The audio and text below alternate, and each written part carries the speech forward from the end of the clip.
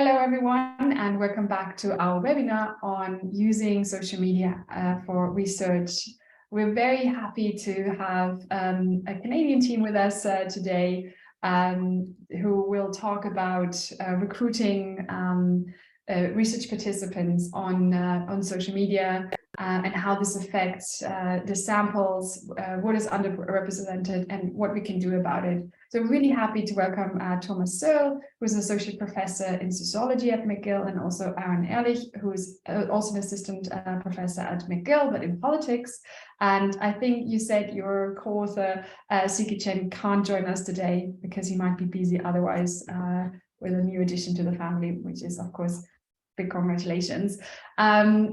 Your work really fits very nicely what we're trying to do here in promoting using social media for research.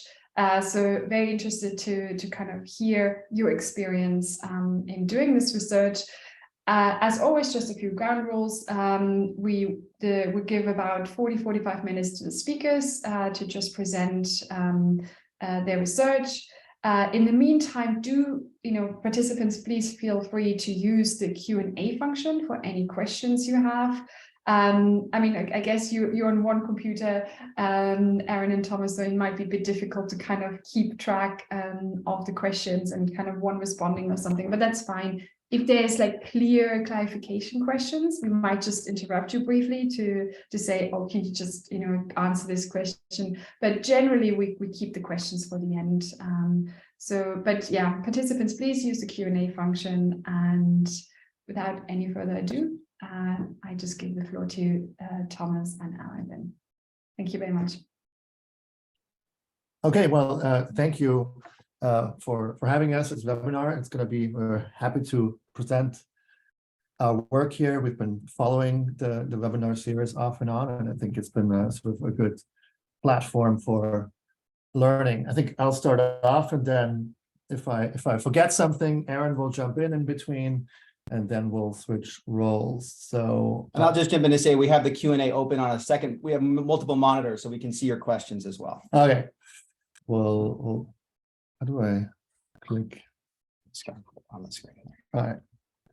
All right. So this is as mentioned, this is a joint work with Siki Chen, who can join us, but he also, of course, earns a lot of the credit here.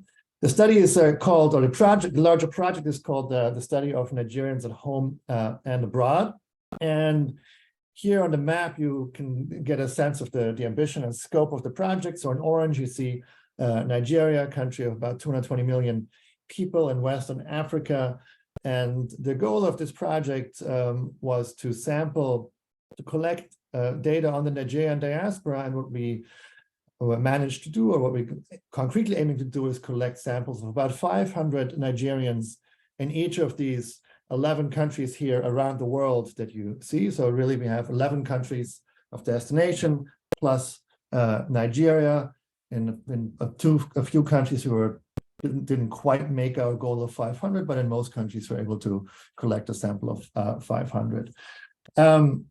We're not going to spend too much time on the sort of the substantive research agenda here. This is sort of more methodological talk, but there's Aaron has interest in political participation, attitudes towards democracy. I have interests in migration, and so we combined our substantive interests and joined forces methodologically. Is that roughly a good? I got that roughly right. So that's the larger scope of this project. Today, we're going to talk a bit about the methodological aspects of this. To give you a quick outline of the talk, first is the why do this. I'll present a quick motivation. Then how do we do this? Aaron will walk you through that.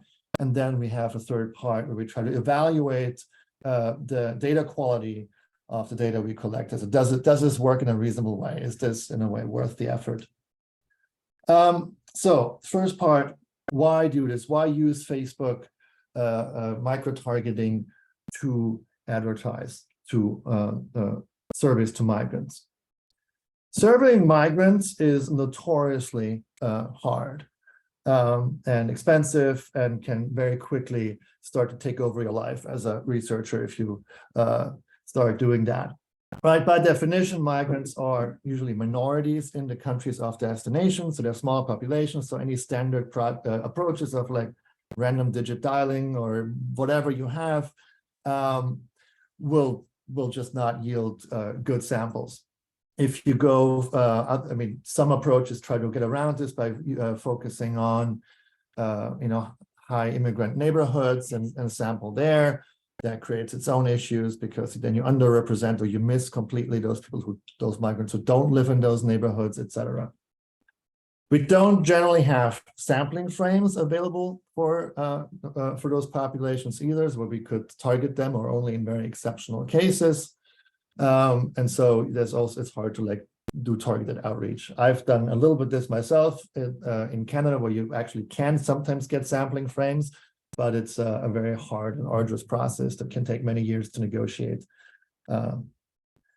These issues become even harder if the goal is to collect multi-sided data. So not just data on, like, let's say, Nigerians in Canada or Syrians in Germany or whatever have you, but if you want to track a particular population around multiple locations. At the same time, that's really theoretically interesting though, right? Migration is almost by definition a multi-sided phenomenon, right? People come from one place and then move to a variety of destinations.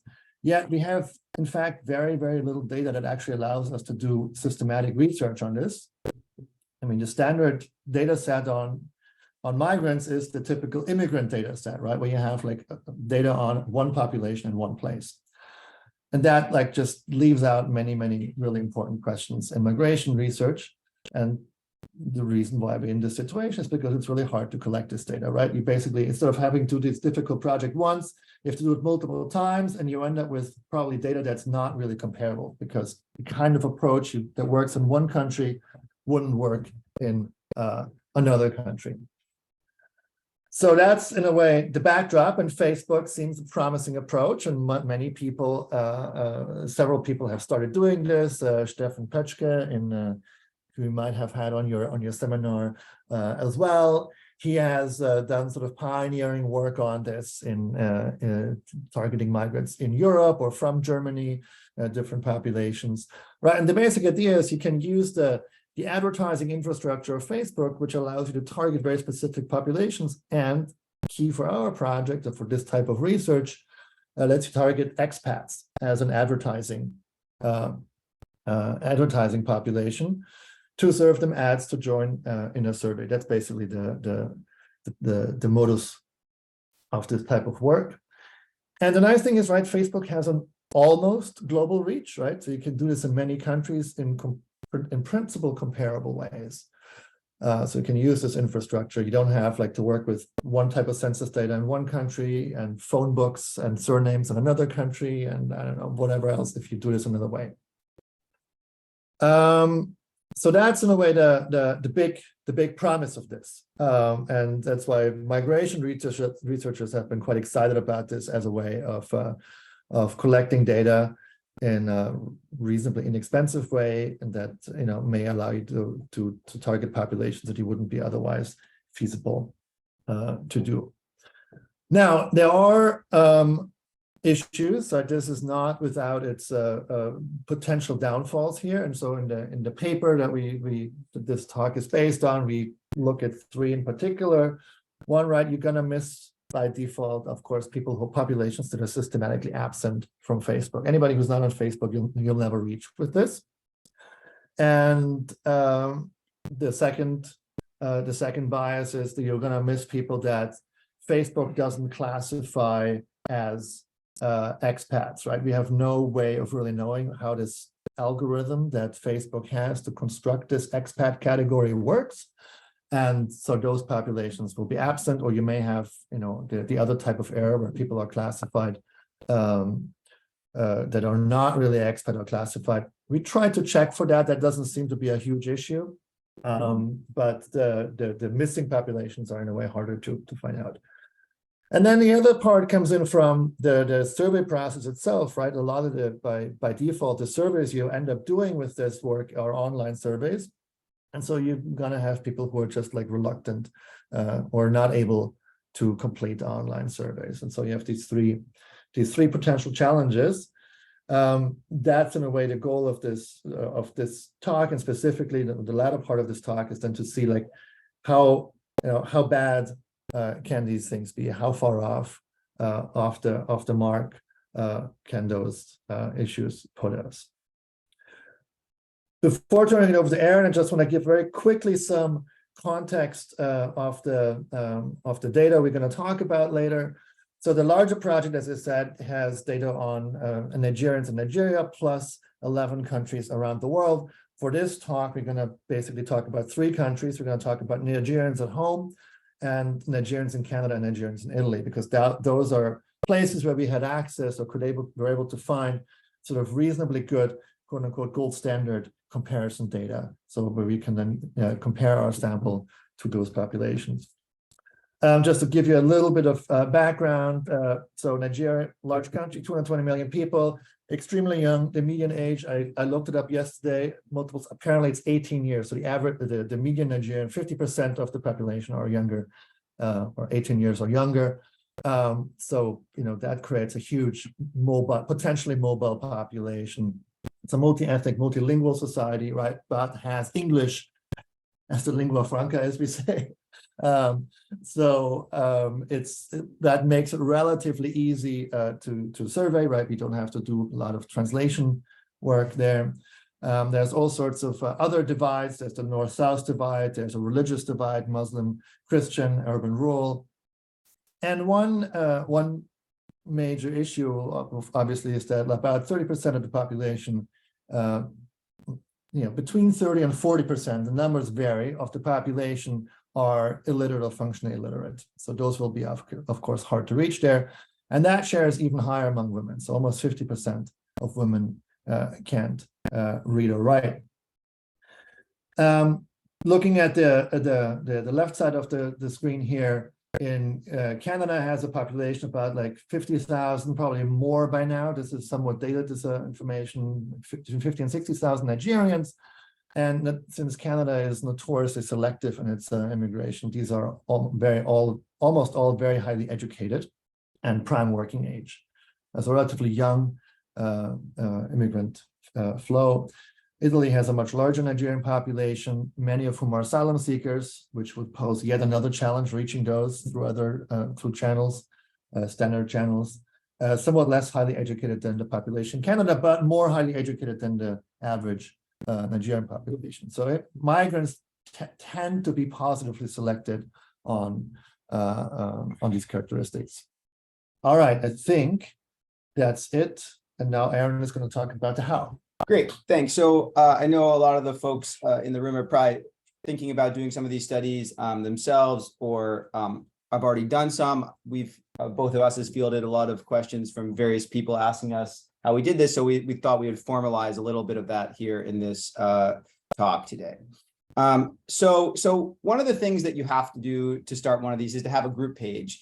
And so we thought a lot about how, and you have to have a bit, well, you don't have to, but the way we did it is we have a business, and the business is an academic website, and the academic, that's a Facebook page. And we thought a lot about how to do this, and we tried a lot of different things. And we have two of our project team were Nigerians. And so they helped us a lot kind of think about how to best do this. Because we later confirmed this, though we didn't know at the time, because now as Demed, I'm not sure how you say the acronym, has shown, there's now Facebook has a staff member to help academics, but we were doing this before that. So we were guessing, we were trying to backwardly induct how Facebook thought about quality of pages and quality of businesses to make sure that our business was a trustworthy business such that we didn't get shut down. I have another project where we got shut down. Lots of people were talking about getting shut down. I have another project in Ukraine that we got shut down on multiple times for. So we set about actually building up a trustworthy business that Facebook would not flag.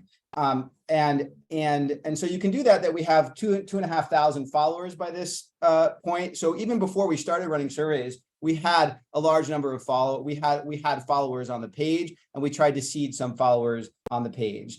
And we were also very open about what we did, and we posted regular content to our Facebook page. On the left is some terrible pictures of me. Thomas's picture is better, and our team members' pictures are much better, even more. So we gave a little sense. We opened up and said, here's who we are. We changed this as the team changed, but everybody who was currently working on the project was put up on the website so that people could see who we were, know what we were doing. And we also tried, there's been some work about giving back to communities from which you sample from. And so we were actually very conscious about publishing data that wasn't really going to affect people's results. Like, we didn't want it to bias how people answered our surveys, but on the other hand, we wanted to give data back to the population that we were working with. So we actually published data about different communities so that people could look at the page and learn something about the Nigerian diaspora around the world in an easily accessible way. And we published little blurbs. So on the right, you can see one of the posts that we made on the page to try to create a kind of welcoming place for people to participate in the studies. All right. So then we had the thing where once you launch this, you're going to put ads all over Facebook. And, Nigeria is a society that has a tradition of a lot of things being fake online. So we want to make sure that we're building enough trust so that people actually think we're a legitimate organization and that they're willing to take part in the survey. They don't think they're being scammed. And so our Facebook moderator member Favor down there was what we set a set of guidelines, and he was basically, every time a survey was running, he was tasked with always being online to moderate our Facebook page to make sure that comments that were inappropriate were removed from view, and that anybody had a question like how do I participate, what's participating, etc. He would actually answer them personally, so that we had a little bit like, this is not this is much better than like posting ads around a city, come participate in our survey, but you can't, even if you're doing this in person, you're trying to recruit people, you have to explain to people what's going on. And so we tried to recreate some of what like a in-person experience would be online for people to try to build more trust in a kind of way, a relational way. And so we were just talking with IQ before the talk, saying that the DMED project is launching things simultaneously. So then once we did a bunch of pilot studies. So we had a bunch of data already up on the page when we launched our main study. So all of this was done. We piloted all kinds of things. I'm happy to talk about all the pilots we did in Q&A, but once we had a lot of kind of traffic on the page already before we launched the main study. We then launched the main study in these 11 countries all at the same time. So all the data comes from the same time period. We had pixels. I don't know if anybody's talked about pixel conversion rates in the Facebook talk. So we have these pixels that are going to optimize our studies based on conversions to the survey rather than other Facebook metrics. There's trade-offs to this, but it seems to be a pretty common practice. And we decided that's how we were going to go forward. So we launched this multi-sided study, everybody at the same time. Okay, so advertisements. I know the team here, the DMED team has done a lot of work on this as well and have a working paper on this. So we had the challenge of designing ads that would resonate, that wouldn't be flagged as spam, first of all. And the spam, we knew that the spam bots were getting more and more powerful on Facebook. So we wanted to design ads that resonated across a diverse country with multifaceted diasporas that would not be targeted as spam. And we wanted, to use the language of your working paper, we decided that advertisers both had to be thematic and incentivized. I've done a bunch of work in South Africa that shows that lotteries work much better than like actual just paying people small amount of money. It's also easier to run a lottery. So we both offered lotteries and had a series of different thematic advertisements. We pre-tested these extensively and looked at the feedback that people gave us and also saw which ones were popular. So out of the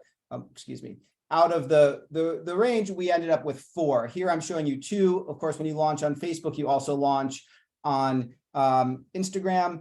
Each one of the advertisements were targeted to the country or the part of Nigeria. I'll show you the Nigerian ones in a minute. So this was programmed into our ads that the country was targeted in the ad, and then we had language that we were very worried about spam bots at the time because a bunch of my other projects had been shut down. So the language talked about joining a conversation Ghana. We had lots of people post. So here's kind of the typical, what the typical moderation might look like. This person here says interested, and our Facebook page, aka Favor, says, sends a friendly message explaining how to participate in the study to make sure that this person participates, because many people don't immediately click on the link. They just think it's interesting and they say they're interested, and they see that there's a lot of comments and they see that it's being moderated. They're going to potentially join. Instagram has much less of this type of chatting. You sometimes get some likes, so there's less moderation that goes on Instagram. Okay. Another thing that we actually thought about studying at some point, and maybe maybe we will, is that we actually created community while we were doing this. We actually had people report that they had started Facebook groups and WhatsApp groups of community members in the countries in which they were living, because they didn't know any other Nigerians in their country of destination. And so people actually built community on the basis of this activity. So we actually think that we provided some positive externalities as well as we went along. I just say that because I thought it was interesting, not because it has anything to do with our Facebook response. But the greater point is that it may have helped responsiveness if people thought that, this was a place that other things could happen. Okay. So again, just more types of this actually requires a lot of work.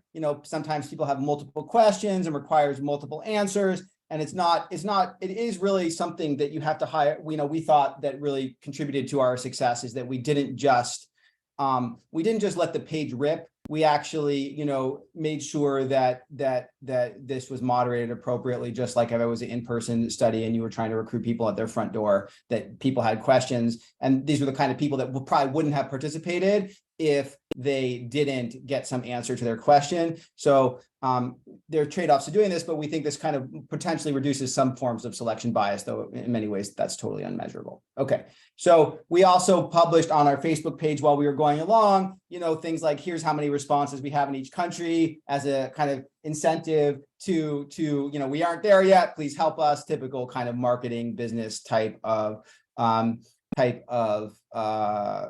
advertisement. So it also makes us look like a more legitimate Facebook page. Okay.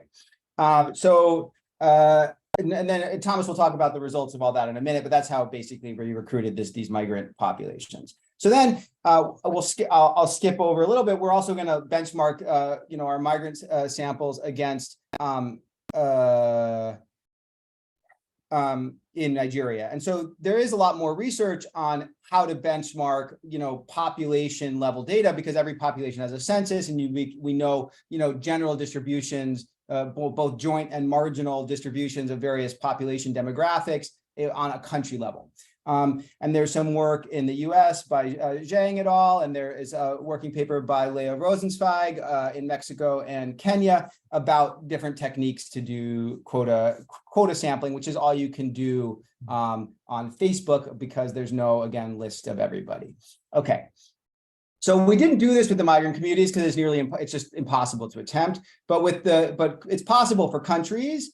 And our attempt, I think, is the first, to the best of our knowledge. I mean, maybe you folks have now done it. There was the first attempt in Nigeria to do this. And we did multiple pre-tests of different joint cell sizes for our quotas. So of various Facebook micro-targeting in Nigeria does allow you to target, is a federal country, so you can target state level, and you can target gender, and you can target age groups. So our demographic quota sampling cells are going to be based on gender, education, and region.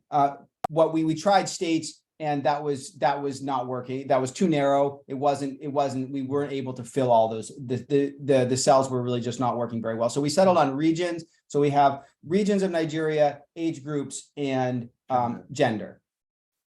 Not education. Not education. Did I say education? I think so. Yeah. I might have said education is a demographic characteristic, but we didn't stratify on education. It's now formally on the slide here. I've gotten ahead of myself. Okay. And so you can see that we have rural, urban, and I forgot rural, urban. Sorry, rural, urban as well. Okay. And so we started with a target sample size, as is generally the case in these. And we set up strata based on the extrapolations from the Nigerian census for each one of those strata. And so Facebook doesn't directly have a rural urban targeting ability, but you can target the capital city versus the rest. And in most Nigerian states, this is a reasonable distinction. So we basically, our rural urban is the capital of the state versus the rest of the state. And we then set a daily budget, and we ran this study for just over 2 weeks. And we kept each ad set running until its associated quota was filled or until the last day of the study. So not being able to fill cells, Thomas will talk about a little bit more, is kind of indicative of this of selection issues in the study generally, and is very much in line with Rosenzweig work in Kenya, which is that basically some populations are unreachable. The recruitment here works pretty much the same way. I'm showing you the advertisements both in Pidgin and in Nigerian Pidgin, which is a dialect of well, it's a Pidgin, in fact. There is a BBC website in Nigerian Pidgin, so there is a written version of the language. Okay, and so we actually pre-tested both our entire survey instrument and all of our advertisements in Pidgin to see if that made a difference, and we found that it didn't, so we stuck to English. But we did test this out. So if you're running a survey, we would suggest that you do not need to do it in Pidgin English. Happy to answer more questions about that. So here's our ad set of our 4 ads that we had selected based on extensive pre-testing. And you can see that each ad set targeted the part of Nigeria that the ad was based on. And the only difference was in this ads, we say how many Nigerians have already joined the study. But it's basically the same idea. We do find, and I don't have analysis here, but we do find that some of that a variety of ads is important because the different ads seem to draw in different population groups. So different ads do resonate with different populations, which seems to induce more variation within the sample. So our recommendation here is actually in diverse societies to have diverse ad sets such that the ads might recruit in a variety of populations. All right, I'll turn it back over to Thomas. All right, so now to the question, does this work? And by does this work, I mean, is this reasonably representative of the population that we're studying? So I'm a sociologist. I mean, we have some survey. The survey contains some experimental work, or maybe representative may not be so as key. But for me, at least, or I think for both of us, like part of the goal here is also accurately describing these populations. Like, who is the Nigerian diaspora? Who are these people? What do they look like? If we draw like opinion data, let's say, does this really reflect the population? And so we try to go and do this to the best of ability. We try to compare the sample we collected to the best possible ground data that we could find, right? Again, one has to be careful that this gold standard data may not be such a gold standard in some cases either, but we try to pick places where we are reasonably comfortable with the data quality. So for Canada, we used the 2006 census. The latest, no, was it 2006 or 2011? It was a more recent 2016 census. Sorry, yes, that's a typo. 2016 census. 2016 census. Yeah. Sorry. So a recent census. Then in Italy, we used the 2015 to 2020 labor force survey. There's now a more recent census in Canada, but that wasn't available then. So this is a typo. I apologize for that. And in Nigeria, we used the Afrobarometer survey around 7 and 8, which has the advantage it also contains information on ethnicity and religion. So we can look at those characteristics as well, which is not something you get in the census files that we had access to. We also do a little check-in with the Facebook audience estimates, where we can get information on age and gender breakdown of the audience estimate and compare our sample to that. We then also, in addition to comparing this, we did a variety of exercises trying to, can we calculate post-stratification weights to match those marginal distributions on these demographics And I'll walk you through some of the results there. Basically, what we did is like we look at it unweighted, as I said, then we look at fully weighted, basically just letting the weighting algorithm do its thing. As I'll show you, some of those weights tend to get very, very large. And so then we say like, well, there's some best practice recommendations that, if you don't want to overweight people more than a factor of 5 necessarily, you don't want to have like, 3 or 4 people who stand in for whole thousands and thousands of large populations. And then we will walk through an exercise where we restrict the universe in a way, the attempt to represent to those with secondary education or more. I think you can guess where this is going here. I'm going to just give you the quick takeaways before I walk you through some of those tables.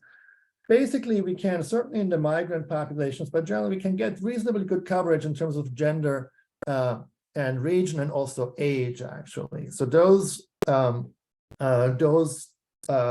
on those dimensions, we do pretty well. To the extent we have underrepresentation, I think this is driven by educational attainment or literacy. So I think this is really where the bottleneck is, that there is sizable education bias in this. So basically, more highly educated people are much more likely to take these surveys. And at the very low end of the education distribution, you completely miss people, basically. The consequences of this has for the quality of the data, I think, varies by the population you're trying to study, right? So in Canada, with its highly educated immigrants, this is not a huge issue. We're doing pretty well here because most of the population is highly educated. In Italy, we have significant underrepresentation, but I think that underrepresentation can be addressed with post-ratification weighting. And we got like cell sizes that I think, or we think, are big enough that we're comfortable using those techniques to get representativity. For Nigerians in Nigeria, I think there is a large part of the population that you just completely miss, and by a large part, I mean about a third of the country, where you just have no information, you just don't capture those, or like in such small numbers that your weights just go crazy. So I think that's where the real bottleneck comes in. So I'm not going to apologize for the table. I'm not going to walk you through all of these in great detail. Just to sort of give you the quick breakdown. So the first column is the reference data, the census. Then we have the Facebook audience estimate data in the next column. And then the third column is our data, the Nigerians at home and abroad data. And then we have 3 columns that use different weighting schemes, right? First, weighting to the census with trimming the weights or restricting the weights to this interval of 0.2 to 5, and then weighting to using the Facebook audience data as weighting scheme. So in Canada, the highlighting basically works. Cells that are in blue, we underrepresent. In the orange color, whatever that is, we overrepresent by more than 25% and more than 5 percentage points. I mean, that's sort of a somewhat arbitrary, but like it seemed to us sensible way of cutting down. So this is, already quite significant distortions. Then, I think the goal can't be to perfectly be representable. I think that's not reasonable with this approach, and maybe also not necessary. And in migration research, I like to say the bar is low, right? There's not, the perfect random sample just is generally just not feasible. So we chose that as a cutoff. And so we basically, as you see here, if you look at education here in the often Nigerian population, about 80% in Canada have, I guess you don't see my finger. Yeah, you can annotate. Laser pointer. Yeah. So 80% have a post-secondary education.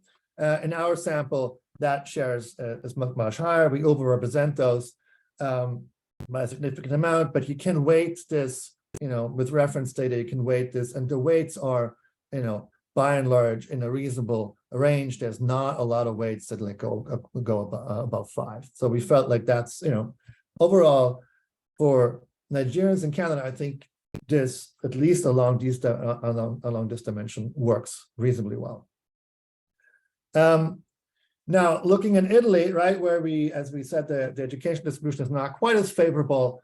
The raw unweighted data, right? There's much more deviation here, right? We have we overrepresent the younger population more as compared to labor force survey. We overrepresent and underrepresent these older cohorts. We have the same issue, right? There's 20% who have less than secondary education. We did manage to get about, in our sample, 12%. And I will also say, like, Italy was one of the most expensive countries for us. We spent a not trivial share of our overall advertising budget in Italy. We just kept the ads running until we failed to reach our 500 quota, but we really, I think, went fairly deep into that pool there. Once we apply weights here, I guess what you can see is we can match these, of course, and there's not a huge share of weights that are outside of the range, and if you trim the weights, we can still reasonably well match this target population here, right? So I think, again, in a way, this was sort of a case of a migrant population where we assumed, at least going in, it would be harder to do a good job in terms of representativity, just because they're less positively selected. In a way, we'd also like to try to do this exercise for these migrant communities in places like Ghana or South Africa. It's just very hard to find any good reference data for them, right? So we don't really know here. Weighting to the Facebook audience estimates, as you see, does not really help you, because the Facebook audience estimates are already off the gold standard in this case, and so you can't really recreate these distributions. So with some caveats, still, Italy overall we thought quite successful, with the proviso that we really spent a lot on advertising, trying to get those fairly hard to recruit populations with that are less highly educated. Now in Nigeria, that's where it got really much more problematic. I'm just gonna let's focus on the education bit here, right? So you have about almost 40% of the population have a primary education or less than a secondary education, and we managed to reach, in our sample, this is 2%, right? That's just a huge discrepancies.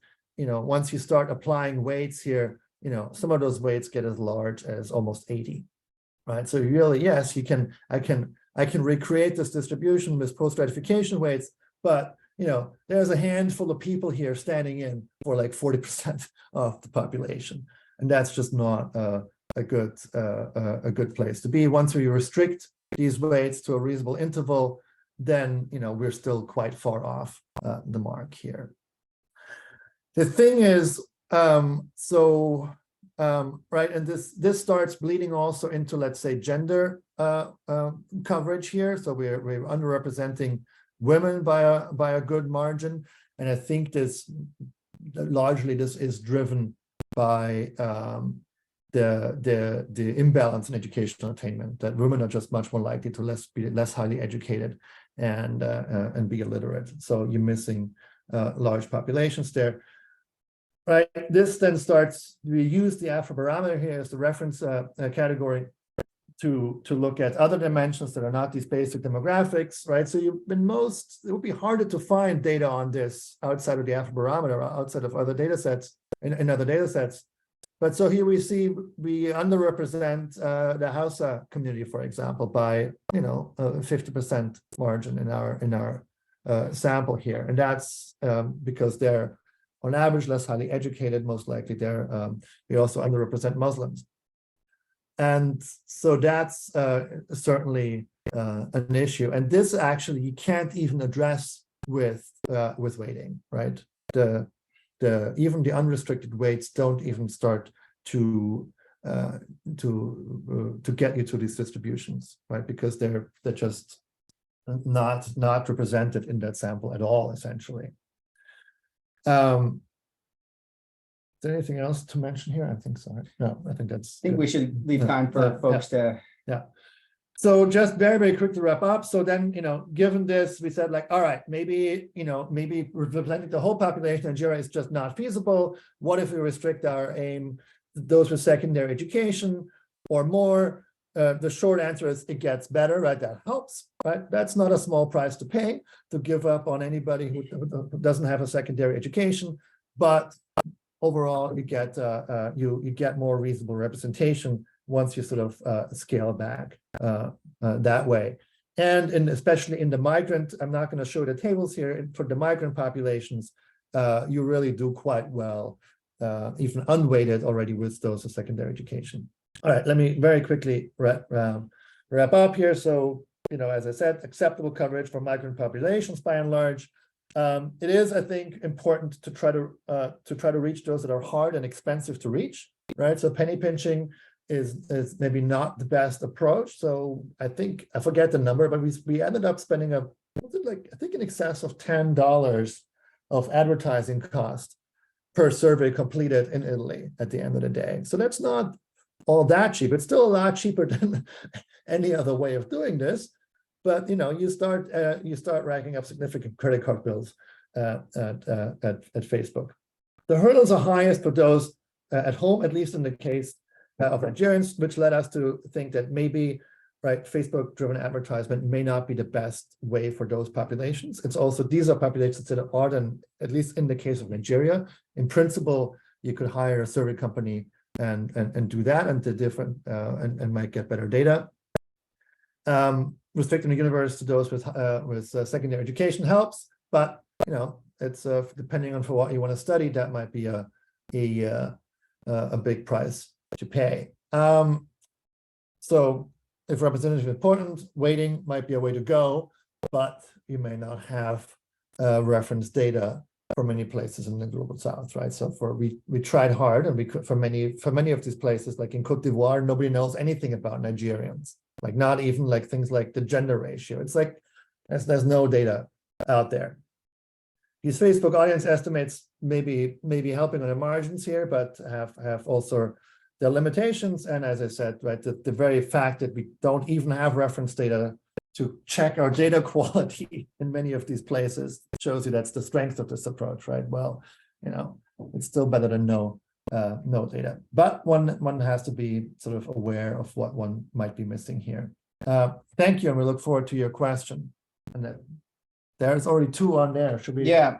Do you want to take the first one? I'll take the first one. So the first question asks about investment in communications strategy. So I think that this is a perfect job for a late undergraduate or early master's student. They like that demographic is very online. They're very native to this type of online spaces. It doesn't require a lot of technical skill. It requires somebody who is diligent and understands people. And it's a great way to involve somebody who's new to the research process in research. So it is an investment, but I don't think it's not a huge investment. It's basically one team member who works on that. At least that's what R was, and he was able to manage 11 campaigns simultaneously. Yeah. I mean, we have gotten really lucky with Favor, but he did a great job, right? And in the bigger scheme of things, this is is compared to your own time that we spend on this, the kind of the money we spend on advertisement, designing the survey, and all that. It's a small, relatively small share, and I think it's well worth it. I think if one can, right? So at McGill, we're lucky that we have like a very diverse undergraduate population, so we could recruit somebody from that community who can write these answers much better than we could, right? Because they know how to talk to that population, and so that was really, really important. Yeah, I've run a bunch of these other studies in other places, and I've always hired a research assistant who was fluent in the language and understood the culture of the place that we were running the study. I guess the other question is a comment. Thank you. We'll look at it. I haven't seen it, and we're excited to look at the paper. Yeah. Yeah, there's a new question. Okay. I have a question. Maybe we should actually read it out, because I don't think that on the recording these things can be seen. So just to read out the question by Fulia. I have a question regarding Facebook's ready-made expat categories, because you did mention that at some point. So maybe you can also talk a bit more about kind of this type of targeting. For the expat group that I'm interested in, Facebook doesn't have an expat category. Under these circumstances, what's the best way to go? That's a really good question, because targeting is beyond kind of the demographics that you mentioned. So maybe you can talk a bit more about that as well. Yeah. I can take a crack and then you can add. It depends, I guess. So one thing one can do that people have done is using language, right? I think we can maybe target to language groups. That may work if that's a distinct characteristic. I'm not sure what else. So Emmanuel Zagheni has a few papers where you can target cultural interest groups. Oh, yeah. So if it is a group that's associated with like cultural interest, you can target those groups. So I guess we would have to know more about the specific group you're interested in, but there are other techniques. But you basically the larger theoretical thing is you have to think about what correlates of that group are before you can target, and it might be not perfect targeting. Thomas mentioned briefly we had some like basically not manipulation checks in the sense of an experiment, but like survey quality checks where we asked people a bunch of Nigeria specific questions to see if they were actually Nigerian. That actually took a lot of work to figure out what a question all Nigerians could answer, but most other people couldn't answer. But we didn't find, we found that we didn't have that type of error. We didn't have a lot of false positives, basically. Yeah, it gets tricky then, right? I mean, it's not, right? So let's say if you use like cultural interest characteristics, you then systematically miss those who are not interested in that, right? Which, again, depending on what your research, may not be a huge issue. Let's say if you want to look at stuff like acculturation and migration research, well, that's a huge issue because you're systematically missing those who are no longer interested in the origin culture, right? So it's no longer, it would really mess with your research design. So it depends how big of a problem these things then may be. Julia, maybe just kind of a reminder that we did have 2 other sessions on kind of migration related use of Facebook targeting, and they also talked a bit about this. So if you go to our website, I will put a link. So we had Stefan Pötschke that Thomas and Aaron already mentioned. He's doing terrific work on kind of how to reach population, especially migrants. And also last spring we had Aneta Pilot and Anna Kavlewitz, who did a really interesting study about Polish migrants, and they talked a bit about kind of the way you can use targeting and whether people have been in the country that you're interested in. So that would be more for migrants abroad. So you can, Facebook has a way to kind of say, has this person been in the country? Yeah, okay. So that is a way. And then of course, here we're talking about English because of the Nigerian population, but so for example, Aneta and Anna used Polish language advertisements in the UK. So then, if you do that, you kind of, not many, Brits would speak Polish, right? So then you have a natural selection, and then the algorithm probably also helps because it will realize that, even if that category is not, that targeting people that have lived in a specific country, even if that doesn't work too well, but using a different language, I think that's a really good example of then how the algorithm will also help to find these people, if that makes sense. Yeah, so I will forward you the link again to our talks, and then you can see the slides and also the recordings if you want to check that again. But there was one more question, so I will just read that out loud as well. Ido says, thanks for the presentation. I wonder about your process of choosing the pictures. I'm doing a similar research in Turkey with refugees, and it was challenging for us to find some pictures for the campaigns, both for ethical reasons and copyrights. Yeah, your pictures were really great. So what motivated you to have that particular selection? You were kind of mentioning that you even had in mind that it targets different people. So maybe you can talk a bit more about this piloting that you did on the pictures. I mean, so our Nigerian RAs gave us a lot of input in that process. I mean, right there, much more experts on that population than we are. So that was the starting point, and then we looked at what pictures worked in gut generated responses, and I think they're all sort of like maybe we can post the links. Our older one of our original RAs created a database of non-copyrighted images. Basically, there's a bunch of repositories online for publicly available images now that allow you to do various searches, such that the images are not copyrighted. And she did it took her a long time, because there's a lot of bias against Black populations in those photos. So this was not a trivial group to find good pictures of. And she really combed through a lot of these repositories to find those pictures. Oh, yeah, I knew that. But there are 3 or 4 of these repositories of non-copyrighted images that have okay search functionality, but actually just require some manual labor to find them. In answer to the second part of the question. Great, thank you very much. I think you also had a question, so if you want to. Thank you very much. I mean, it was very useful presentation, especially with respect to all the work you have done just to avoid being, spammed by being detected as a spam by Facebook algorithms. We are having that problem more and more, and it's, I think, very important for all researchers to pay attention to those issues to avoid then, some big problems later in the research phase. My question is about language again.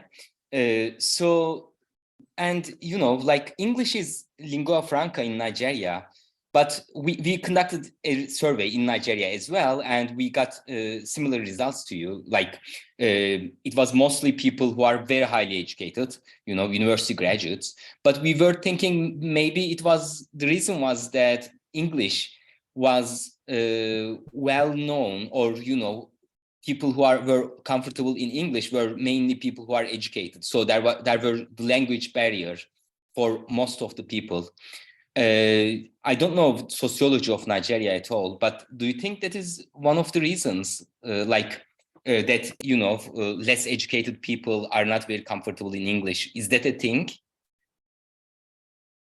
I mean, I'm not a Nigeria expert, but my sense is that among the written, English is the written language, right? So there's not, to the extent people can read and write, which is what they need to interact, or read at least interact with an online survey, right? It would be in English. It wouldn't be in like another language. These are mostly spoken.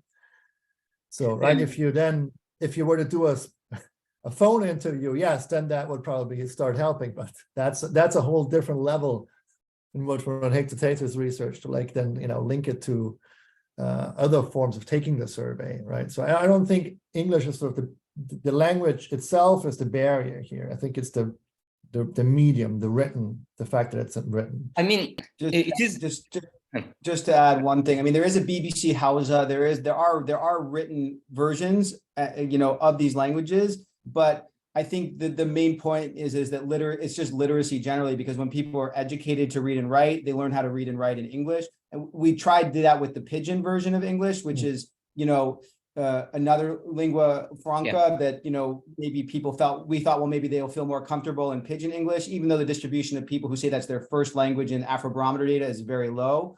But it didn't help at all. And almost nobody was taking the study in pidgin at all.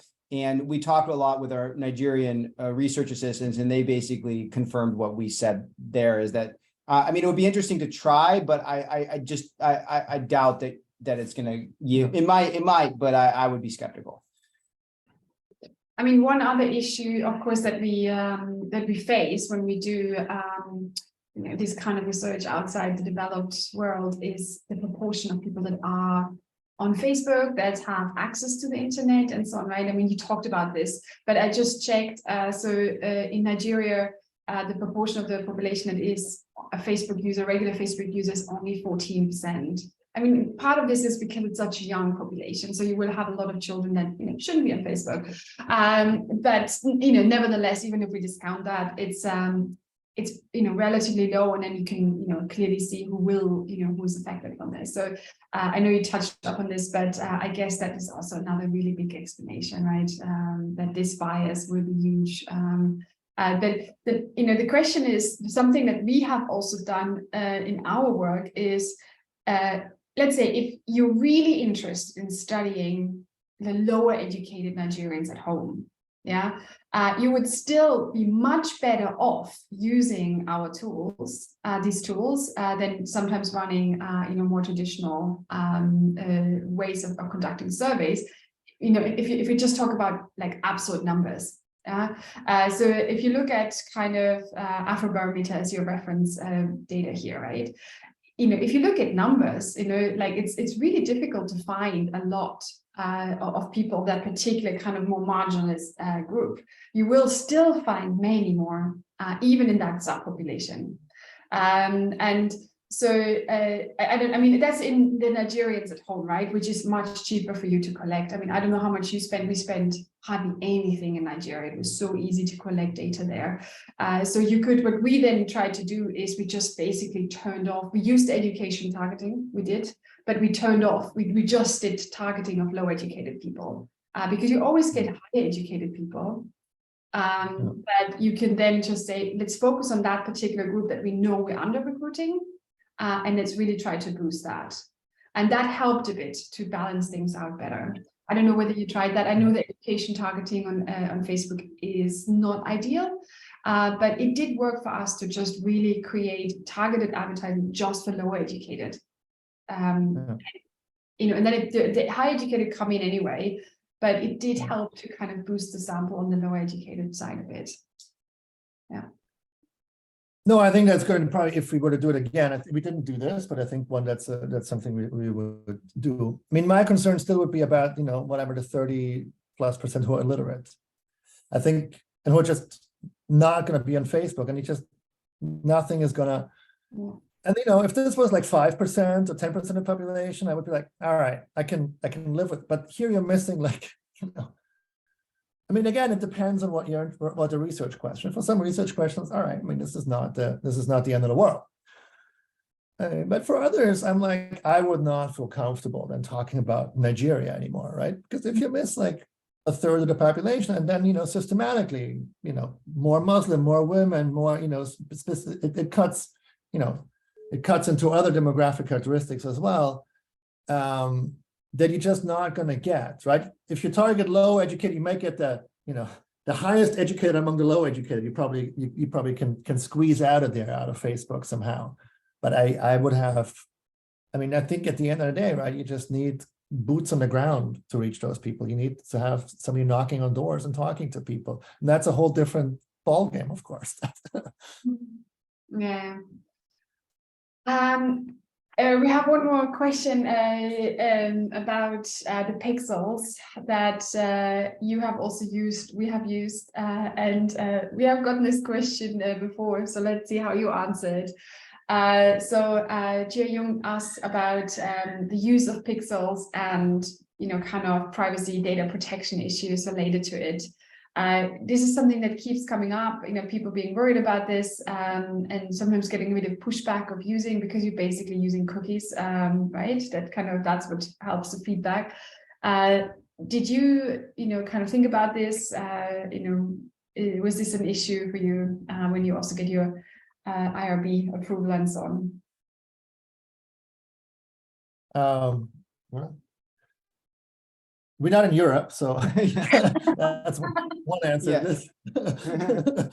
GDPR, yeah. Okay. I mean, you did. Yeah, we're not in Europe, so to the extent right? that Facebook, I mean, we're basically relying on Facebook's compliance with whatever European regulations they have, and so our RIB didn't flag it. Our RIB did not flag it at the time we ran the study, so it's good to know that it's an emerging issue.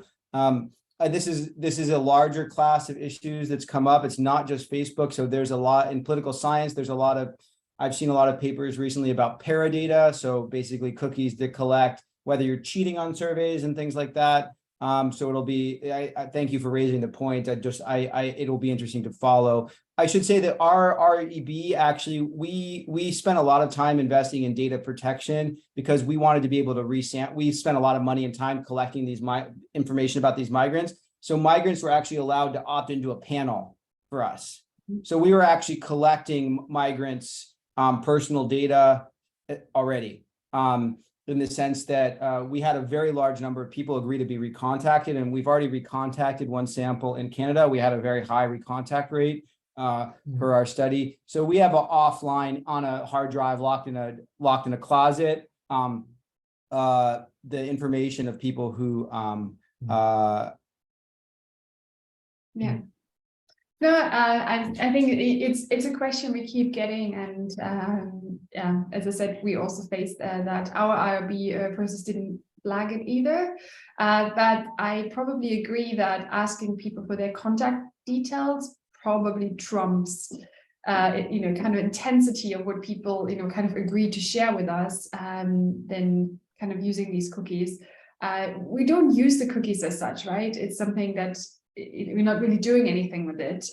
So this, but yeah, I agree. It's a good question. I think we need to face this as researchers, and this whole issue of, how to work with sensitive data, data protection and so on is something we need to be very much aware of. And maybe we should organize a whole session just about these issues. We did have, kind of a bit more intense session on ethics in one of our earlier talks that Florian Voss led, but I think there's more to talk about. Okay, we're reaching. Just one more quick add on to that. I mean, I think it's a bit of a two-edged sword, anyways. This thing, right? Because in some ways, you want to. I mean, my understanding is this pixel kind of optimizes people who complete the search helps Facebook's algorithm to learn who to reach. It's not always what you want as a researcher anyway, right? I want to get to people who are harder to reach, right? These are the more don't want to just get the people who are eager to fill out surveys. So, it means you spend more, but you probably get better data, right? I think that's always that trade-off anyway. So it might not, I don't know. And given that it's not that expensive to begin with, right? It's maybe worth we can just do without. Yeah, Aykut and I just published our paper in PLOS ONE, where we kind of compare these different kind of higher order campaign targets, like so targeting, reach and conversion, where we use the pixel. We did come to the conclusion that conversion using pixels is the best way forward, and even like also to get quite a diverse set of respondents. So anybody who's interested in that, we do have a link on our website as well. So anyway, if there's no more questions, did you have anything else that you wanted to? No, thank you very much. I just want to thank one more time. Yeah. Thank you very much, Thomas and Aaron. That was excellent. Good luck with this really fascinating research. I'm also very interested to see kind of what you do with it substantially.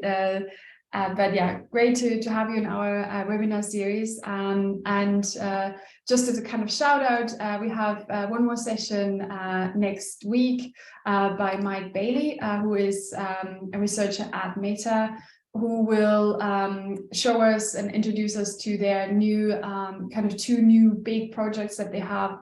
They created a social connectedness index and also a social capital atlas, so using Facebook to kind of study topics related to social capital and so on. So that's going to be really interesting, a bit different what we heard today about recruiting people on Facebook, but rather use Facebook as a kind of platform and all its information that it entails.